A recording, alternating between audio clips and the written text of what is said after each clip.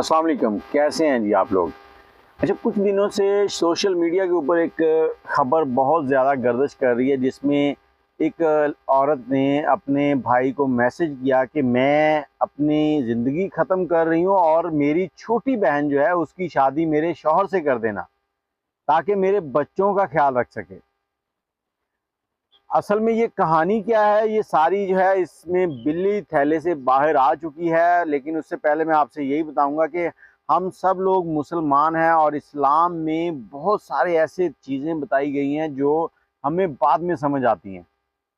इस्लाम में सबसे पहले पर्दे का हुक्म दिया गया है और पर्दे के लिए सबसे इम्पोर्टेंट जो पर्दा है वो देवर भाभी का है। देवर और भाभी जो हैं वो एक दूसरे के लिए इसी तरह है जैसे पेट्रोल और माचिस की तीली है। अब यहाँ पर जब उसका मैसेज आपने सुन लिया होगा, बहुत सी वीडियो आपने देखी होंगी जिसमें वो बता रही है अपने भाई को कि मैं अपनी ज़िंदगी ख़त्म कर रही हूँ, तो इस तरह से फिर उसके शौहर को फ़ोन जाता है। उसके शौहर का बयान आया कि मुझे कॉल आई उसके भाई की, तो मैंने घर पे फ़ोन किया, कज़न को फ़ोन किया, मिस्त्री लगे हुए थे, तो उन्होंने जाके देखा कि उसकी बेगम ने उसके खुद को ख़त्म कर लिया था। अब कहानी यहाँ ख़त्म नहीं हुई। उसके शौहर ने तो बयान दे दिया कि हमारे दरमियान कभी कोई झगड़ा नहीं हुआ था, कोई मसला नहीं हुआ था, लेकिन यहाँ पर काम ही सारा उल्टा है। अब जो लड़की है और लड़का है, ये दोनों आपस में कज़न्स हैं, चचे और ताया के बेटे बेटियां हैं। मतलब कि ये जो शादी हुई है ये बड़ा तगड़ा रिश्ता था। एक होता है कि दूर से और लड़की को ब्याह के लाना, उसमें रिश्तेदारी नहीं होती, सिर्फ मियाँ बीवी का एक रिलेशन होता है, लेकिन यहाँ पर फैमिली रिलेशन था। और इतनी नज़दीकी रिश्ता होने के बावजूद इस तरह की वजूहात क्यों बनी, और आगे मैं आपको बताता हूँ कि उसके शौहर का नाम आदिल है, आदिल उसको कहते हैं। और आदिल की पहले मंगनी हुई थी, जहाँ मंगनी हुई थी वहाँ वो लड़की को पसंद करता था, उससे शादी करना चाहता, लेकिन किसी वजह से वहाँ पर शादी नहीं हो सकी। उसकी शादी इस लड़की के साथ होगी जिसने खुदकुशी कर ली, जो कि उसके ताया की बेटी थी। और जिस लड़की को वो पसंद करता था, तैयबा नामी लड़की, वो इसके छोटे भाई की बेगम बन जाती है।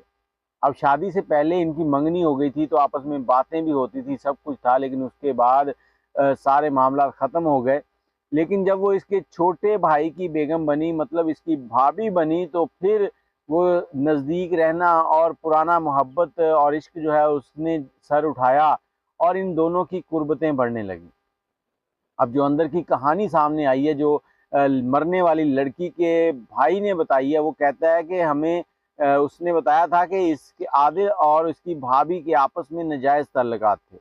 ये दोनों आपस में मिलते थे, जो मुझे गवारा नहीं था। अब उसके भाई ने बताया कि ये आदिल जो है उसको रोज़ मारता भी था, झगड़े भी होते थे, जबकि आदिल कह रहा है कि हमारा तो कभी झगड़ा ही नहीं हुआ, हम बड़े सुखी थे घर में। 3 बच्चों का बाप और अपनी भाभी के साथ इस तरह के तल्लुकात औरत नहीं बर्दाश्त करती। अब इनके घर में इस तरह के झगड़े होते थे कि कई बार उसका भाई बता रहा है कि हमारी बहन को ये रात के 12 बजे घर से मार कर निकाल देता था कि मैंने तुम्हें रखना ही नहीं है, निकल जाओ यहाँ से। एक बार तो वो रात के टाइम इससे लड़कर घर आई और हमारे पास 6 महीने तक रही। ये लोग उसको मिलने या लेने तक नहीं आए।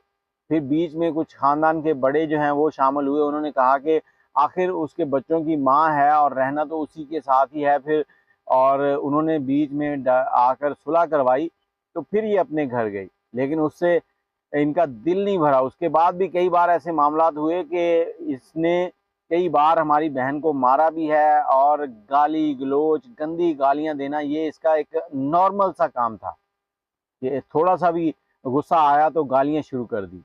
और इस सारे काम के पीछे जो इसकी माँ है, जो इनकी चची थी, वो थी।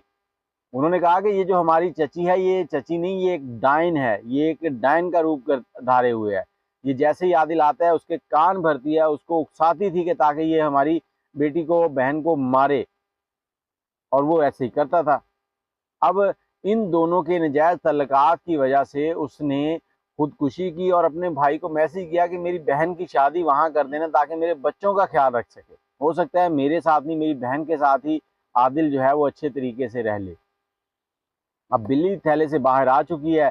ये था जी लड़की की फैमिली जो थी उनका मौक़िफ़।